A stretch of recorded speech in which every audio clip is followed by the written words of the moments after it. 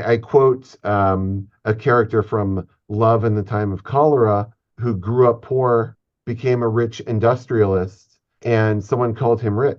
And he said, no, no, I'm not rich. I am a poor man who has money. The spendthrifts, if you want to help them spend even more, we spendthrifts are big on like just in case purchases. I would not want to be without something I need. So if I really like this pair of shoes, I might just buy two because what if something happens to the first sacrifice? Whereas a tightwad, I know with my wife, when she gets me something expensive, that's unusual. I know that's not something that comes easy to her. I know she kind of put herself through some psychological distress to do that. That's a sacrifice. But through conversations, what we often see is that spouses who start out quite differently um, in, say, their tightwad spendthrift status will become a little more similar over time. Okay. Yeah, right. One thing no one knows about you. Well, before the book, I would have said a childhood spent in Vegas in casinos, but Now I'll have to everybody knows rethink that that. one. Hello, everyone, to the next episode of Jagged with Just Ravi, conversations with thought leaders from the branding, marketing, and the business world. Conversations that ignite new ideas, ideas with rough and sharp edges. Hello, Scott. Thrilled to Hello. have you on my show. Thank you so much for having me. Your book has this: would you marry for love or would you marry for money? How did you decide that something that's going on between a couple, between this most significant relationship for more than half of your life, there is something going on this complex topic? So how did you start on this? Before we get onto there is a lot we have to cover, but if you could share Yeah. some anecdotes from your life. Yeah. Well, it started with an interest in kind of individual decision making, how a person makes spending and saving decisions. And this was based on the fact that as a child, I was kind of raised by spendthrifts. We would often go to Vegas and spend money in kind of interesting ways. I got to see a lot of, I'd hang out in casinos and, it's just this daily pursuit of happiness via money. And, I started to notice when I would come back home that, oh, other families did not act this way. They were much more conservative with their money. So I got interested in kind of how individuals differ in their approach to spending and saving. And then, kind of as it evolved, and as my personal life evolved, I was entering my own marriage to someone who felt very differently than me. My wife is a tightwad, and um, I was wondering how we would navigate these issues. And just a marriage, it's kind of this relentless being confronted with all these kind of financial choices.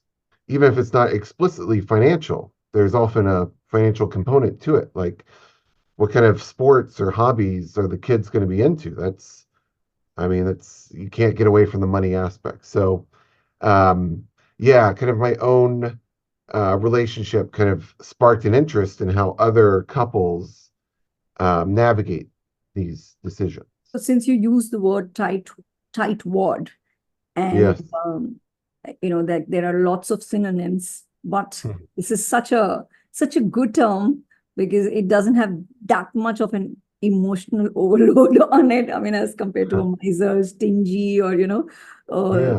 those kind of terms. So you have an entire spectrum on spending styles, tightwads, spendthrifts on the other, and frugals in between. So if you could just explain how these are defined and what is the mechanism behind it. Yeah. So, tightwads and spendthrifts are kind of two ends of a continuum, and they look very different on paper. They spend money very differently. A tightwad is someone who uh, has a lot of anxiety when thinking about spending money. There's a lot of distress there, especially if it's like an optional, maybe a luxury or fun purchase. and they're constantly thinking about what they're giving up later by spending now. And they're worried about going broke, even if they look good on paper. That's the tightwad approach. The spendthrifts are just the opposite. We very much live in the present. Um, we don't experience a lot of distress when considering spending money. We might regret a purchase later after we've made it. Um, but yeah, just something has to like spark our interest a little bit, and that's usually enough to get us to go ahead and buy it. And so yeah, it's these they look very different on the surface, but they both experience a lot of regret and kind of second guessing themselves. And um, so they're kind of conflicted, we think. Um, but yeah, there are other concepts that are out there that seem related but are not identical. So you mentioned frugality. So someone who is frugal might look like a tightwad on paper. They save a lot. They're in good financial shape. But a frugal person just believes in using money conservatively, reusing items until they really truly cannot go on. They just enjoy it. They believe in saving money. They're not overburdened with like a lot of desire for new stuff, and they're happy. They're a purely frugal person is happier than a true tightwad. That's not fair, don't you think? Well, it's um, you would think that a tightwad kind of they're really being nice to their future self and they're saving for this. They're being self-sacrificing. No, No, I don't I think was there's. wondering if I'm a Uh, tightwad. uh-huh. And and I'm also wondering, Scott, that is it like there are categories where you're a tightwad and certain other categories of spending, you might be frugal, somewhere you might be a spendthrift? Because I was very curious, and when I was introspecting, I felt that when it comes to apparel, my involvement is much higher than my husband's, and I could be a spendthrift. And it's totally justified. And I wonder why he can't see it, you know. Yes. And for certain other things, food or just going to a restaurant and how impulsive shopping happens. I mean, he is a spendthrift, and I'm like, what is the need, and there's a lot of our middle class values coming to the picture, etc. But uh, so gender, socioeconomic class, any generational or value system at different parts of the world, and Yes. categories. So I could say we do find a consistent gender relationship here that women are a little more likely to be spendthrifts than men. It's a small effect, but it always comes up. That said, there are still plenty of women tightwads running around and male spendthrifts, but on average, women are more likely to be spendthrifts. Um, if you look at kind of current income, that is not a good predictor of where someone falls on this dimension. I think past income might be a better predictor, kind of income or how things felt in the home when you were in formative years. Um, so a lot of tightwads seem to have gone through a period of struggle and developed a protective shell to not overspend in response to that. Their circumstances might improve, but they have a hard time kind of changing this well-learned response that happened when they were younger. Categories, we do find some category differences. If I had to summarize them, I would say that the more the category feels like it's just for you, and the more it feels optional or like a luxury, these are where you get the biggest tightwad spendthrift differences. But you do see tightwads saying that, there are optional things for their kids that they're much more willing to buy, or, gifts for other people or charitable donations. Um, and certainly some things are just, mandatory, like we're going to a wedding, we have to get something off this registry for the couple, and there you don't have a choice, and so There really is not a big tightwad spendthrift difference there. So the situation matters, and how much of a personal indulgence it feels like, that matters also. But you also mentioned culture, and that's something I'd love to do more research on. Our studies have been very North American centric, and um, we do occasionally find some relationships with like religious backgrounds.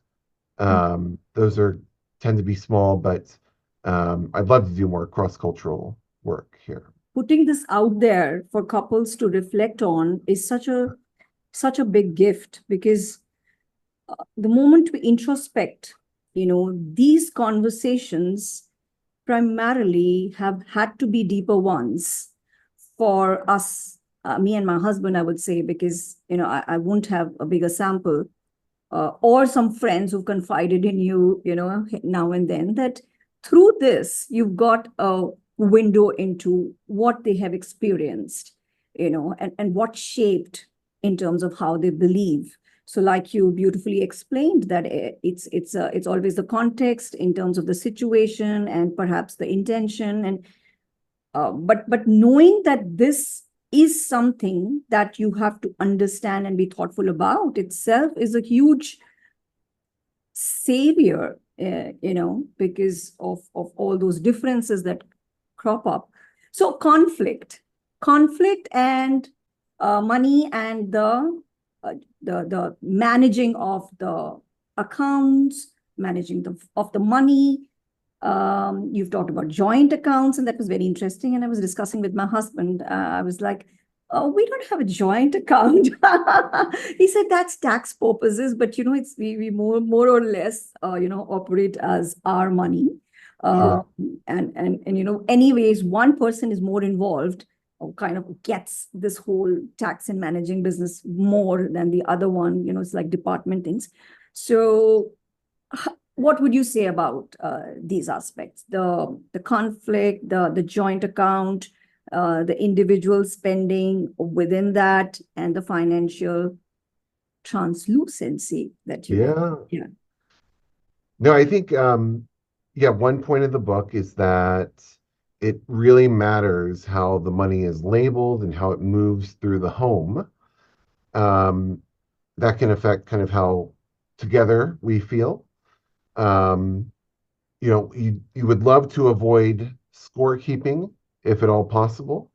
Um, so some relationships can devolve into what we call scorekeeping, where I'll say things like, "Oh, can you do the dishes tonight because I did them last night?" It's like that is not a good approach to take. That's kind of a business-like approach, or what you might do with like a roommate, but that's not a close relationship. And so, um, the right account structure can help avoid scorekeeping.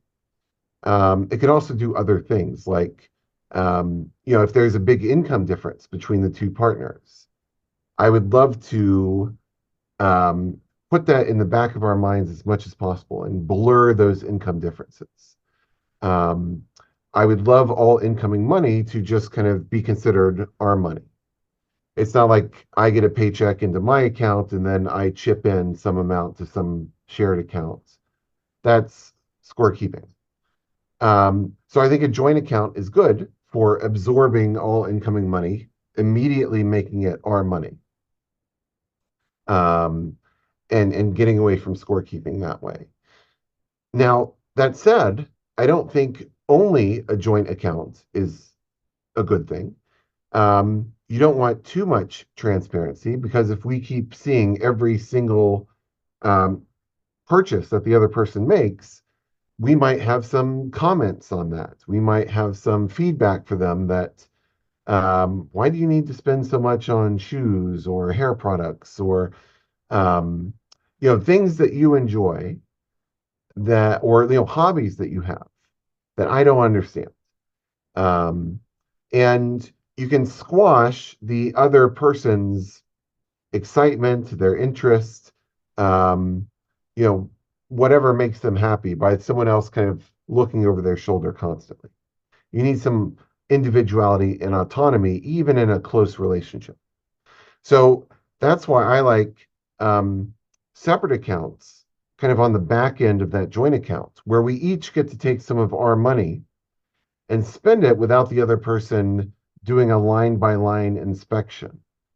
So in general, I know how much we each put in our separate accounts, but the details are just kind of available upon request, and hopefully nobody's requesting anything. Um, so that's what I call financial translucency instead of financial transparency, where you get a high level understanding of what the other person's doing, um, but you're not getting into the nitty gritty. Unless, you can always ask. You can always say, honey, could you take a look um, at my credit card statement? I'm kind of debating whether I should do this or that. There should be that willingness to be open as needed. But, you know, as long as there's some trust, you can have this kind of individuality and a little separation. It seems like if this conversation on money and spending style starts early between couples, it can really strengthen the foundation, because some of the difficult conversations, become easier, and you realize why they need to be had, because otherwise, difficult conversations are put off, put off, put off. You don't want to hurt, and you still want to do your thing, and you don't know. And when you were talking about this joint and individual, I was suddenly reminded of Khalil Gibran's these lines.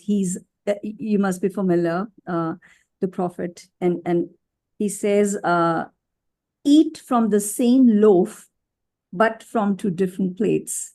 Mm, Let there be differences in the togetherness. Be like the two pillars of a roof, things like that. He's talked about yes. companionship and love and marriage in that sense. So yeah, I mean, it's very fundamental things that you're talking about, and you're saying how you can work it out in terms of monies and finances. No, I think first of all, I love the same bread, two plates idea. That's lovely. I wish I would have used it in the book. Um, but no, I think you know, uh, you need the individuality, and you also need the conversations. And I think conversations are great about high level topics, kind of household level decisions. Um, we should be kind of routinely checking in with each other to talk about the big things, but the little things, um, that doesn't need active, uh, really kind of obvious active transparency. It's too much. But through conversations, what we often see is that spouses who start out quite differently, um, in, say, their tightwad spendthrift status will become a little more similar over time. And I think in the best long-lasting couples, you do get a little convergence. If people start different and stay different, that could be a recipe for like a really short marriage or a really rocky marriage. Yeah. You can have some convergence in how you approach money, but you can still have kind of individual interests and hobbies and passions. Yeah, I was telling my husband in the morning itself, I think you have made me a bit of a tightwad, because he's very good with it. He's like working for financial independence, and he'll plan, and he's Mm. sort of a visionary in that sense. And then I did the score, and I said, "Oh, I'm a frugal. I'm not because now, and now these questions I reserve. We will come back to it. Would you be happier as an expert on this topic Mm. and on marriage, expert on marriage? This is for your wife. Yes, yes. Should the society be evolving towards a certain direction? And I don't want you to answer that now. Mm, because there is another pressing topic in my mind, which yeah. is about the kids. So my son is a teenager now, and he's around. So, okay, don't feel bad, but we've had these because it's a generational difference. I want a Puma shoe of this amount, and we've just bought another branded shoe of this amount. Why do you need such expensive shoes is something that my husband would ask, because you know this kind of thing did not happen with us. We didn't, and you're just 16 and this, da, da, da, da. And then it comes to, we don't want you to define yourself by brands. Your identity should not be dependent upon brands. And then everybody is buying, I understand, but I don't see the, problem, etc., etc., all this. So even when he sees us, living a certain way, because we have had a religious upbringing, all of us in India have had, and then we follow a spiritual path and believe in sustainability, and we just, after COVID, etc., etc., there's been a shift. There has been a shift, but not, I mean, for him it has landed a little differently. So how do you handle these further difficult conversations? Because Yes. this is such a tender age, and they are Yes. right too. I think there are lots of different reasonable perspectives on this. My own, um, and again, I am a spendthrift. My own would be it's okay to maybe have the one pair of like really fancy shoes, or maybe a couple of clothing items that are on the more, extravagant end, if that's kind of the norm among his group. Um, and no, you don't want them to define themselves by it, but you don't want them to be self-conscious about being like a clear outlier either. And so maybe the cool jacket or the cool shoes is their admission ticket to this group, or like feeling relaxed around people like, oh, I'm one of them. And then I can let my true self kind of, you know, I can display my true self in other ways now that I'm not self-conscious about, um, things that just clearly look outside the norm. Now, not all families can pull this off. They don't have the money for it. Of course, this is just if you might have the resources for it, if you can get them a couple of items that are, a little fancier and help them feel like they're part of the group, I say that's a good thing. Um, but I know there are different views on this. And we feel responsibility in terms of, what is a spending style that they are forming uh, at this Yeah. age. And since there's no absolute right in such a complex topic, how do you go about it? Mhm. Yeah, so kids get a lot of mixed messages from parents. They'll get a lot of advice, like, oh, maybe you got a gift from a grandparent or some other relative, and the parents will often say, well, hold on, you don't need to spend it right away. You can save it. And the kid might be eager to go buy something right now.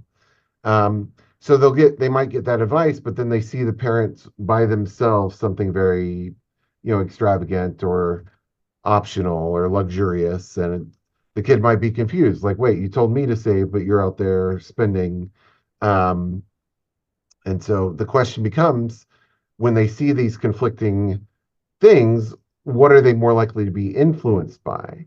And the research suggests that they're much more likely to kind of pick up what they see the parents do than what they hear them say. And so, um, you know that's something that parents need to be aware of. And certainly I've become aware of, I can't totally turn off my spendthrift habits completely. I can't just change so quickly, but I can at least be less of a spendthrift right in front of them. Um, so I can, hold myself back a little, or at least if I am going to buy something indulgent in their presence, I can at least talk them through, like, it's okay to do this sometimes. This does mean we'll be giving up, something fun later, but maybe this is a rare opportunity and we just have to do this today. And we understand we're giving up something later. So, just not making it seem like, oh, I'm spending in a carefree way and this doesn't bother me. And I just want to kind of talk through it with them. I just know what they're observing, kind of be very mindful of that. So now since we talked about grandparents and the gifting is another. It's such a unique topic. I'm not even finding words. There's such a lot of emotion here Yes, yes. around this topic that, sometimes relatives will just give you something because it's there in the house, or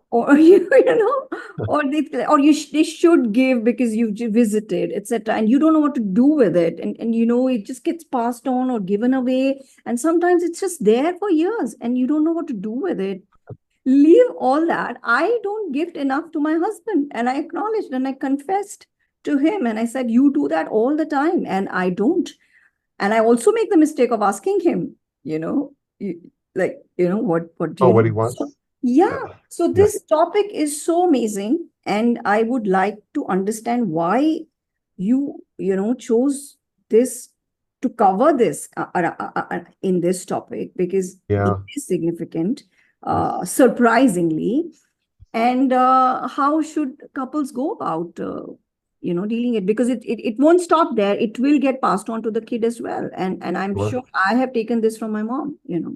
It is this giant form of communication, um, that for a lot of couples just otherwise doesn't happen. So a lot of um, marriages, once they get kind of stable and once there are kids involved, it can get very kind of administrative, kind of just talking about, um, who's taking the kids to their sports game, or, who's letting in the plumber, and, just kind of these not very deep conversations. And um, you might not find the opportunity to kind of really tell your significant other what you understand about them, what you admire about them.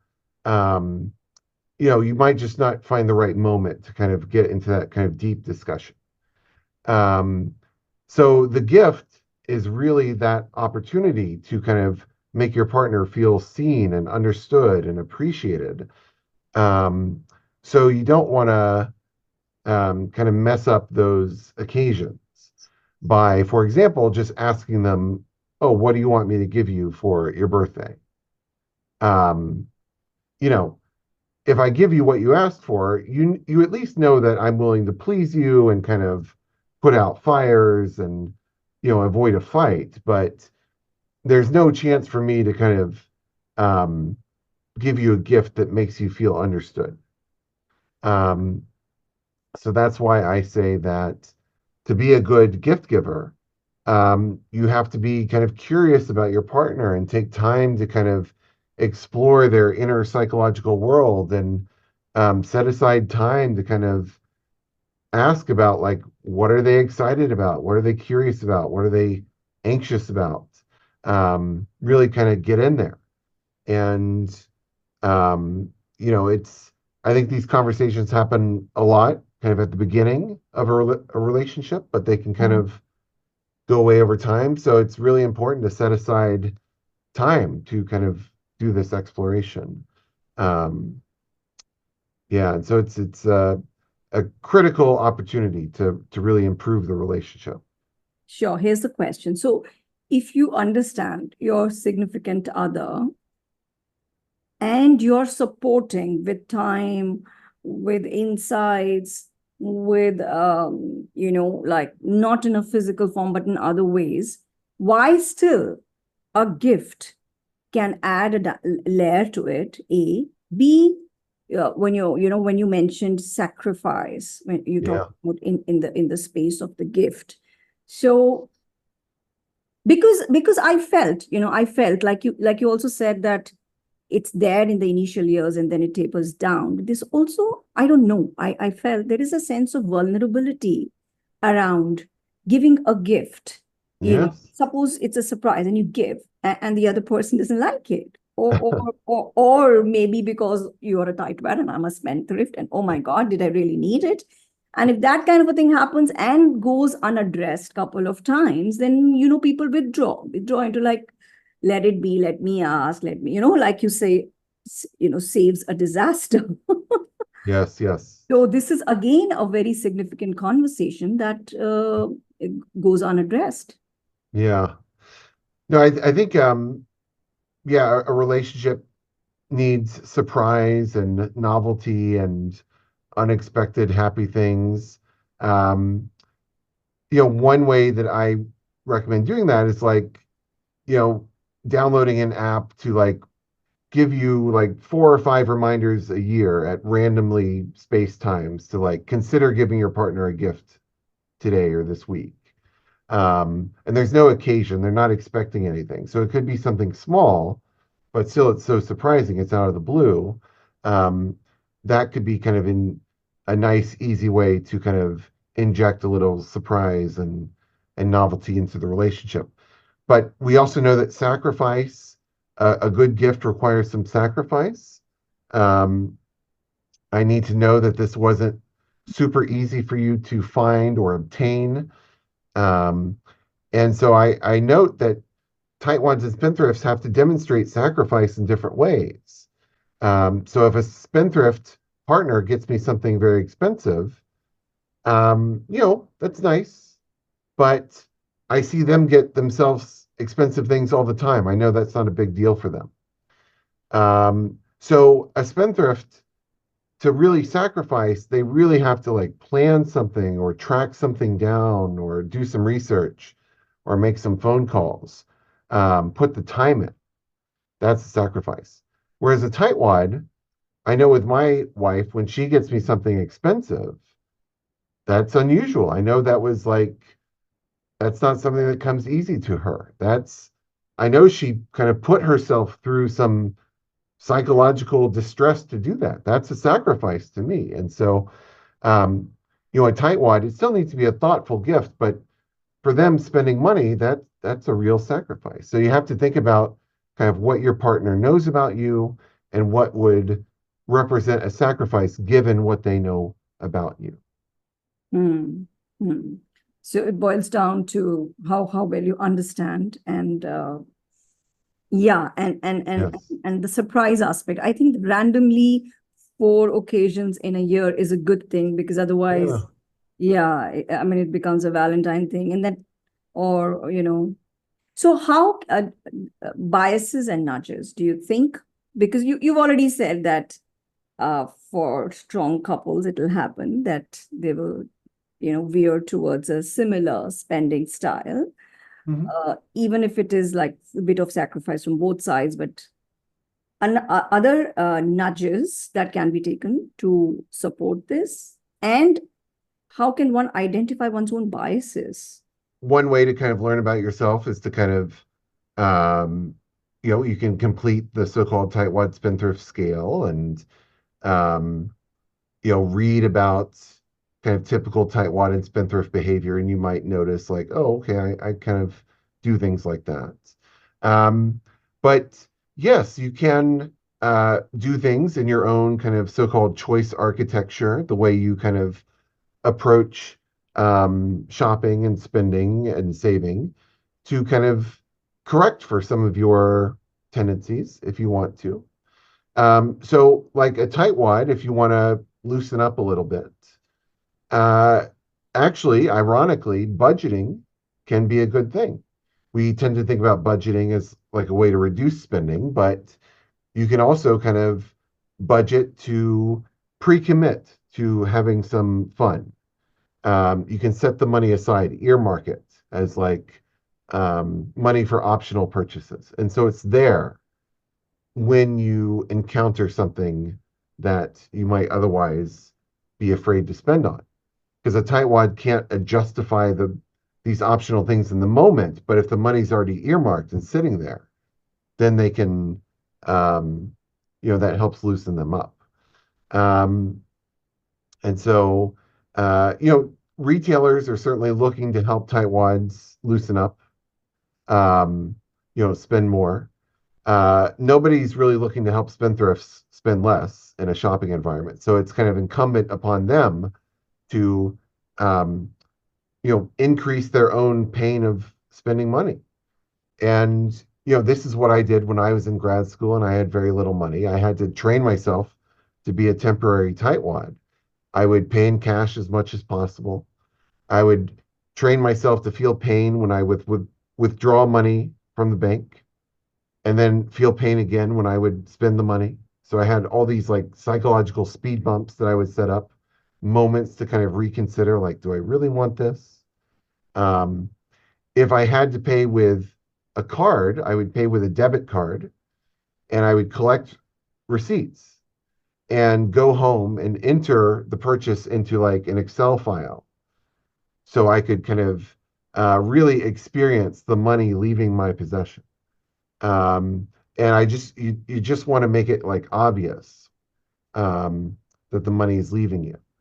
That's not a recipe for like happiness, by the way. That's a recipe for like if you really need to like, you know, pull the emergency cord and like really slow down spending. So um, it's about, do you want to put in these psychological speed bumps and moments to reconsider, or do you want to take them away? And so it's kind of what you're trying to do. You can kind of set them up or take them away.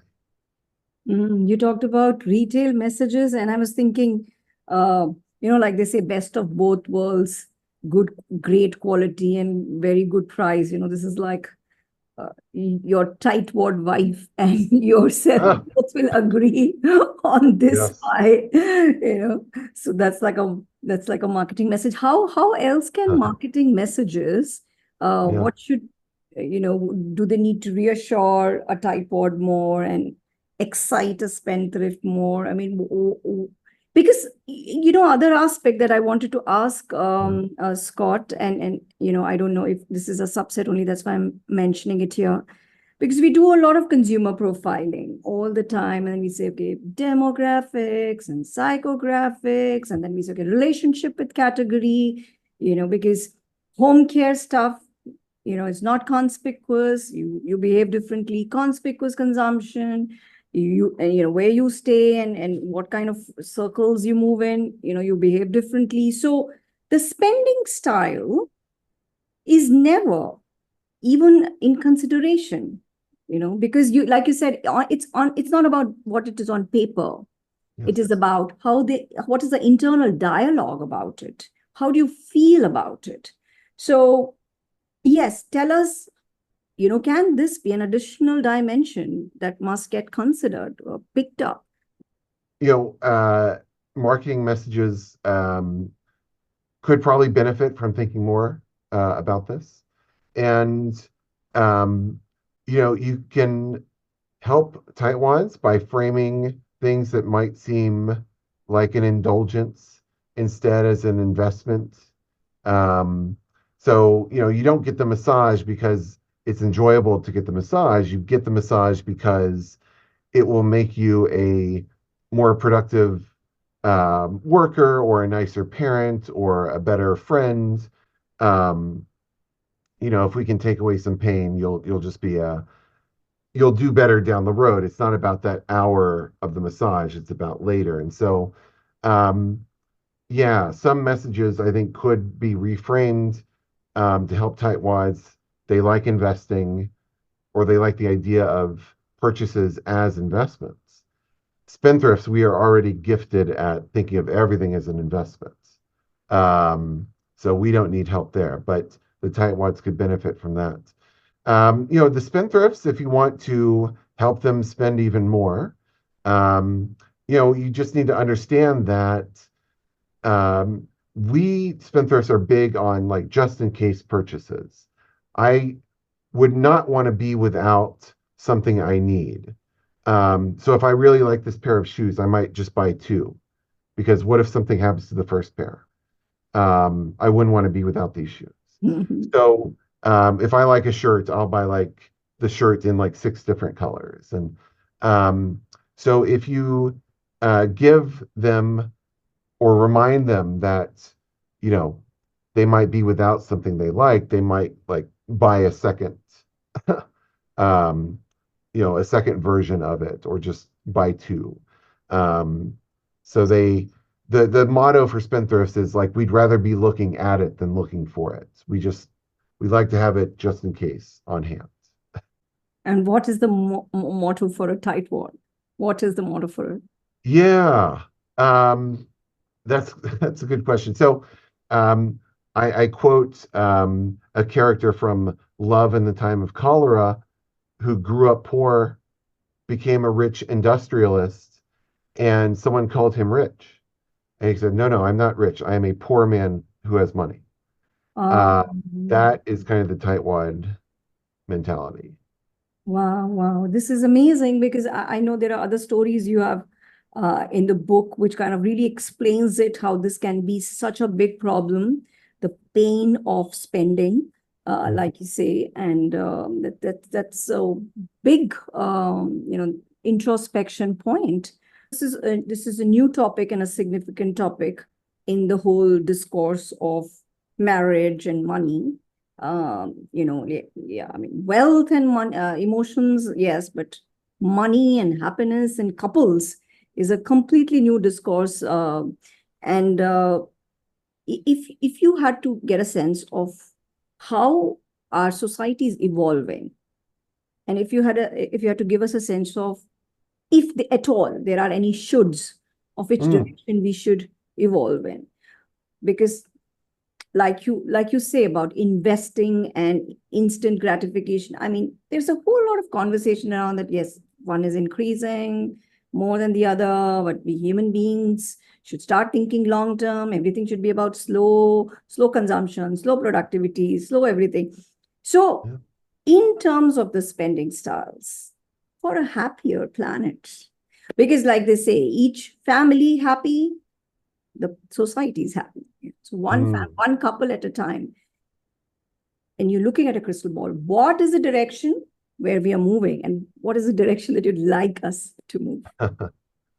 Well, in terms of what I would like, I think, truly think a lot of couples could be quite a bit happier by devoting early in the relationship, like a couple of afternoons to, going to the bank and kind of thinking about how they set up their accounts and how money moves in the house. And um, because uh, that can, um, the wrong bank account structure can create all kinds of bad dynamics that are just unnecessary, um, and can really hurt people's feelings. And um, so I would love for, books and like mine and conversations like this to kind of just put it on people's radar that, oh, let's not forget about this too. This is not something that, oh, we just send one person and let them take care of it. They go to the bank and whatever they come up with,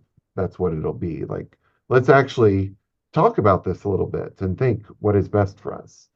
Um, in terms of trends, or how things are kind of moving, one thing we've noticed in the US at least is that people are getting married later in life, and they're coming in to a marriage having their own account and being very used to having their own account. And so they might be very reluctant to merge an account because just the status quo is so ingrained. Um, so that um, is an area for concern or attention, at least. Um, you could have people staying separate and maybe suffering some bad consequences down the road. So I think that deserves attention. Um, but no, there are other conversations that deserve more attention. Like, one popular thing in the US is like, prenuptial agreements are becoming very popular. That used to be just for rich people, but now it's becoming much more commonplace for couples to discuss that. Um, I think maybe that can be done in the right way, but it's so easy for those conversations to um, get a relationship off on the wrong track. Um, Because if you bring it up like, oh, we should get a prenup just in case, that can really hurt someone's feelings. Like, oh, you have big doubts about the marriage.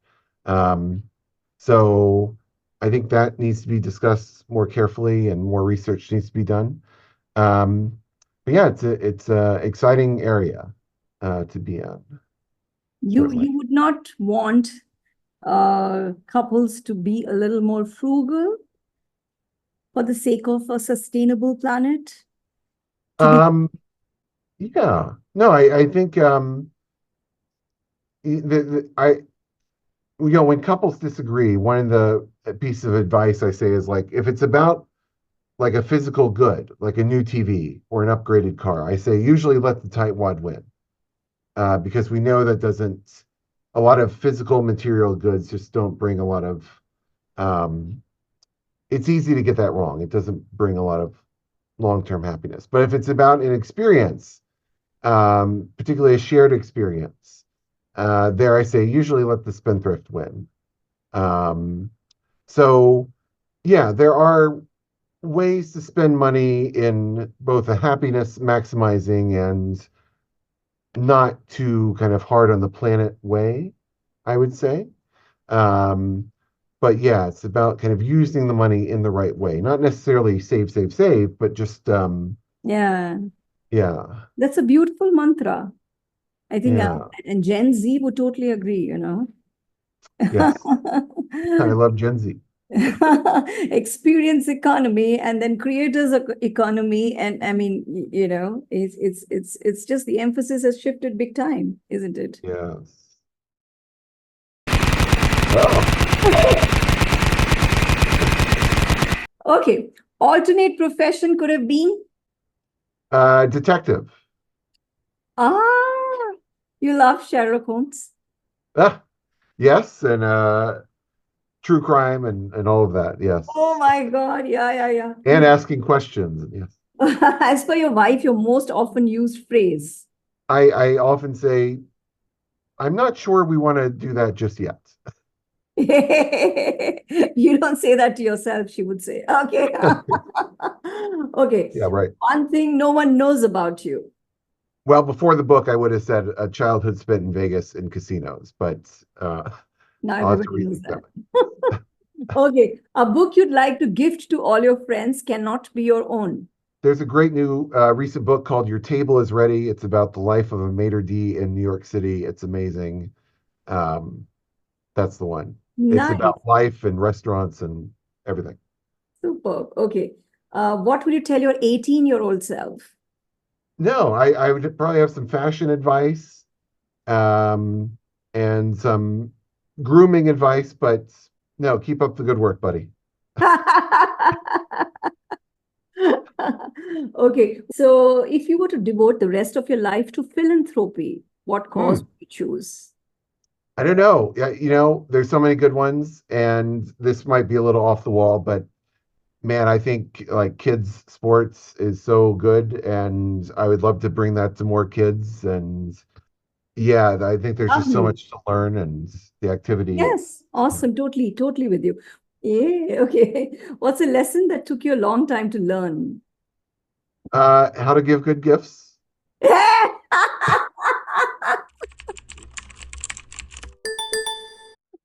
Okay. I'll request you to share your online address, any emails, how can people reach you, anything else you want to say about the book? Uh, please say. Yeah. No, you can find out more about the book and the research underlying it and me on my website, scottrick.com. And I'm on kind of all the socials. Um, and so, yeah, and you can find that through my website. And yeah, if anyone is interested in reaching out, I'm around and happy to talk with people.